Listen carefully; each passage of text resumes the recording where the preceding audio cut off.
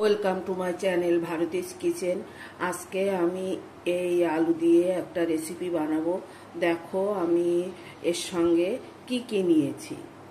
এই আলুটা সিদ্ধ করার পরে আমি এরকম করে কেটে নিয়েছি।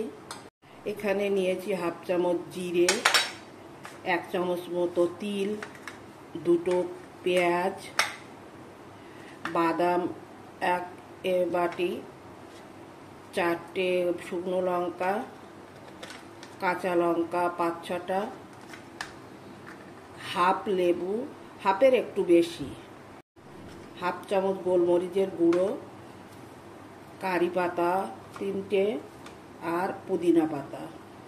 একটা মিক্সি নিয়েছি, মিক্সিতে আমি বাদামগুলো দিয়ে দিচ্ছি। বাদামটা না কেনা বাদাম, মনে হয় ভাজা।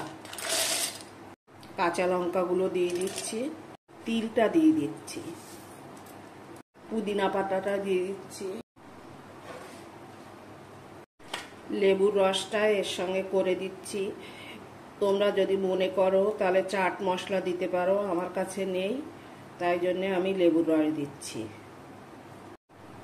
এই খাবারটা যেটা বানাবো এটা খুবই হেলদি। এখানে যেসব জিনিসগুলো ব্যবহার করা হচ্ছে সেগুলো সবই দেহের পক্ষে উপকারী।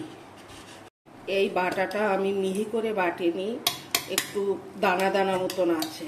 দেখো, ফ্রাই প্যানটা বসিয়ে দিয়েছি, গরম হয়ে গেছে। আমি তেল দিয়ে দিচ্ছি, এর মধ্যে লঙ্কা 4টে দিয়ে দিলাম, জিরেটা দিয়ে দিচ্ছি, পেঁয়াজটা দিয়ে দিচ্ছি, একটু নেড়ে লঙ্কাটা একটু লাল লাল করে ভেজে নেব, জিরেটাও লাল করে ভাজবো, পেঁয়াজটা একটু লাল লাল করে ভেজে নেব।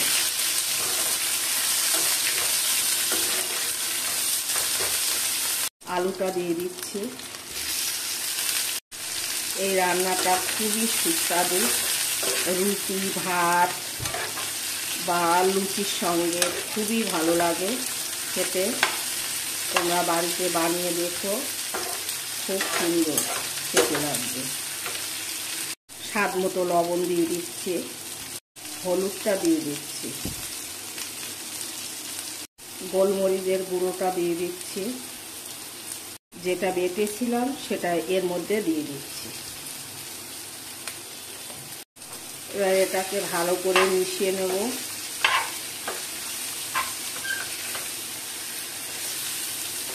অল্প একটু ধোয়া জল দিচ্ছি, মশলা ধোয়া জল, হাফ চামচ মতো চিনি দিয়ে দিচ্ছি।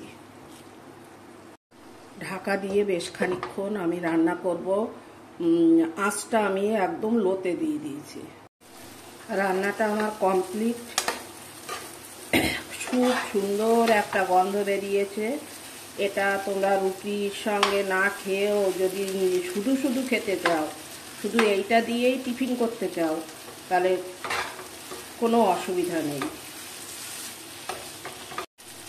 চটজলদি এই রান্নাটা হয়ে যাবে।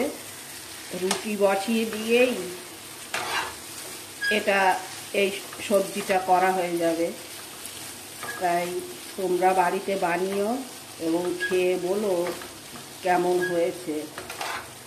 আমার রেডি টেস্টি টেস্টি আলুর সবজি। এটাকে তোমরা বাড়িতে বানিও, খুব সুন্দর হয়েছে। আমি টেস্ট করে দেখেছি আর সত্যি সুন্দর হয়েছে। তোমরা বাড়িতে রান্না করে আমাকে একটু কমেন্ট, সেটা ব্যাড কমেন্ট হোক, তবু কমেন্ট করো যে কেমন হয়েছে।